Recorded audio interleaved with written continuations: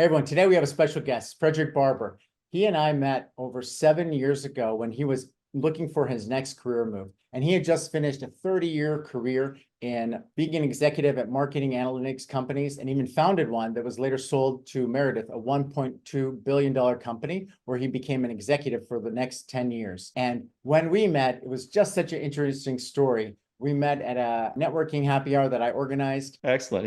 Yeah. Thank you, Tom. Thanks for having me on. In networking, I usually say small steps are better than taking big steps because it's getting to know you. But you took a really big step. One, Yes. you came to a happy hour, which I had organized with my friends. So you're the only person I didn't know. And then the second thing you did, which was really remarkable, was you had found out that I was traveling with the CEO to San Francisco for a week of meetings. And at that point, you said, well, why don't I meet you guys in San Francisco and talk to your CEO? Right. Have you ever flown halfway across the country to a networking meeting? Has that ever happened? Flying around North America did not intimidate me in the least to do this for a job. At the end of the day, it was no skin off my teeth to buy a plane ticket and get a hotel room for a night. I really believe there's so much we've said for being in person. Even in this world where so much has become virtual, you build connection with people in person. And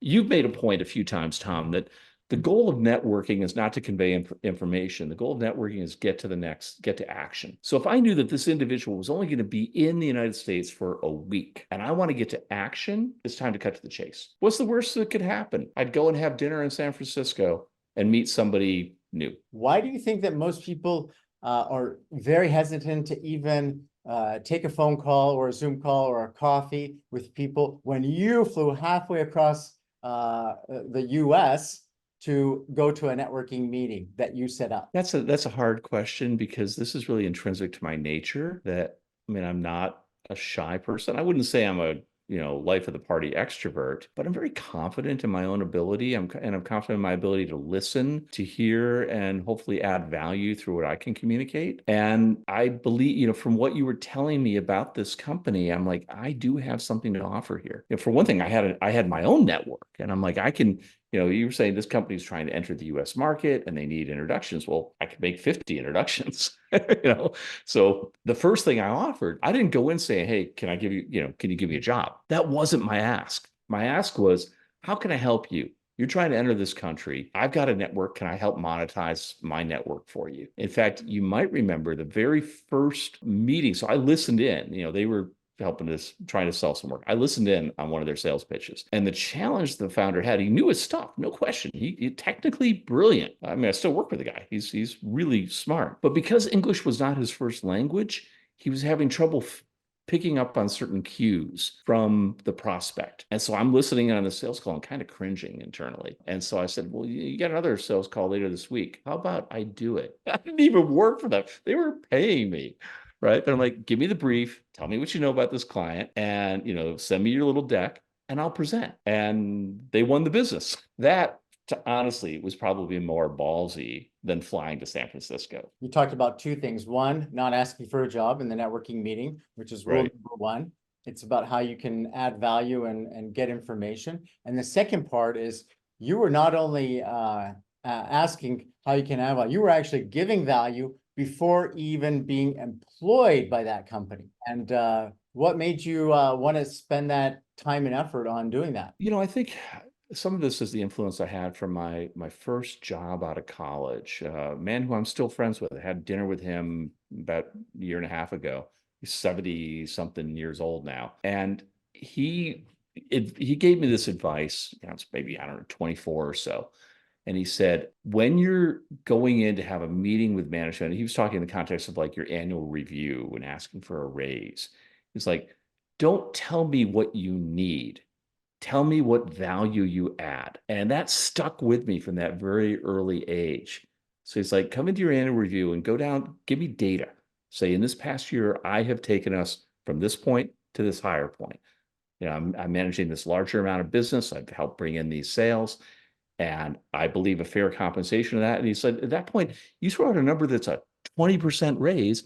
If you can show you are delivering 20% more value, then you've just made your case. And what advice would you give to people? Because like you said, since you were 20, you've never applied for a job. A lot of people get stuck in this rut. They see the job ads on Indeed, on LinkedIn jobs. They think the solution is, hey, I'm going to apply to 100 jobs and I'll get one. And usually that's a race to the bottom in terms of the ROI for their efforts. How do you think that, what's different about your thinking and the thinking that people have when they just focus on the advertised market? You know, at the end of the day, people do business with people, right? Not with corporate marquees, not with names. And so I've always prioritized my relationships with people. I mean, I have strong, enduring relationships with everyone I've worked for in my career. I have strong, enduring relationships with people I had to terminate over the years, several of them who have become close friends. Who were not a great fit for the role they were in. And, you know, by prioritizing people, you build equity as an individual. You build an understanding that you are a reliable, you know, real, sincere individual. And there's a huge amount of value in that. It's unfortunately sorely missing in an increasingly transactional world. I don't want to be transactional. Maybe I could have made more at certain points in my life if I jumped ship and gone to the next shiny object. I've actually had a very successful career, and I've made a handful of job changes since I was 20 years old. And every single one of those kind of led to the next one through some relational, you know, somebody that I knew this person, I'd worked with this person in this role.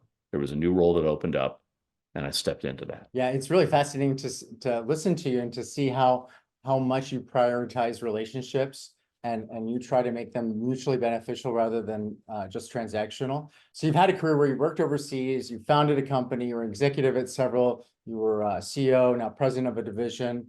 And Fred, I'm very impressed. You recently wrote a book and you published it on Amazon and other outlets. Can you tell us a little bit about what the book is about and why you wrote it? Sure. Here's a copy. So the book is called Lifescapes.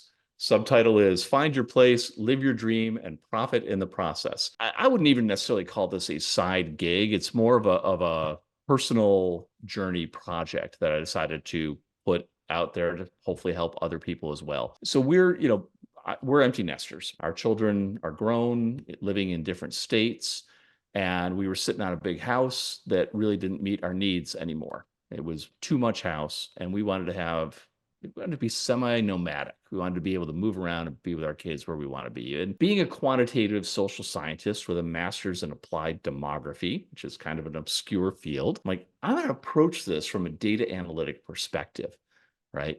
Where should I be? How do I decide where I should live?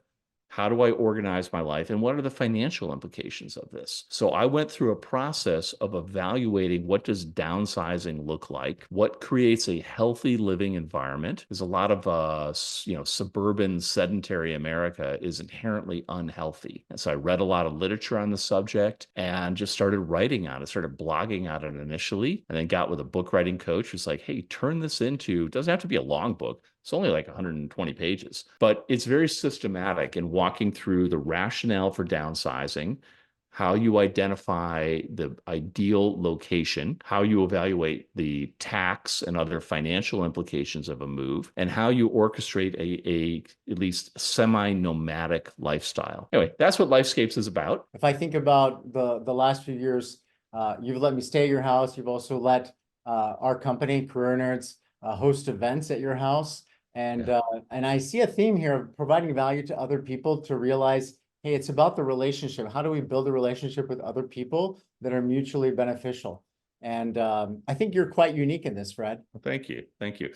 I like to think I'm just try to do unto others what I'd want to do to myself, right? Isn't that the golden rule that we should live by? I try to respect other people. I try to be available. I try to listen and, help where I can. I'm a consummate networker. I mean, I network in every area of my life. I meet somebody as a friend who needs some other service or something. I'll make that introduction. So before we finish off, what is probably the number one tip you would have for people listening to this podcast on what they can do to take their networking to the next level? All right. Yeah. You raise a very good question because I'm like, what is the one thing? Well, if there's one thing I'd emphasize, it's let's make this relationship mutually beneficial. We're not trying to just transact. I need this from you. You want to buy. You actually want the relationship to be transformational to both parties. What do you do? What can I do for you?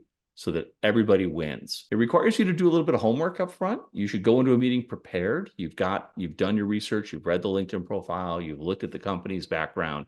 So when you have a meeting, you come in not spending 15 minutes just trying to learn, right? You come in with specific questions, but you also come in saying, hey, here's what I could potentially do for you. Make this a mutually beneficial exchange of value for both parties. That's fantastic, Fred. I think that you're very good at doing that, and that's why you've been successful. I want to thank you for joining us today on this podcast, and we'll talk again soon. Thanks. My pleasure. Hope I see you before too long, Tom. Have a great day.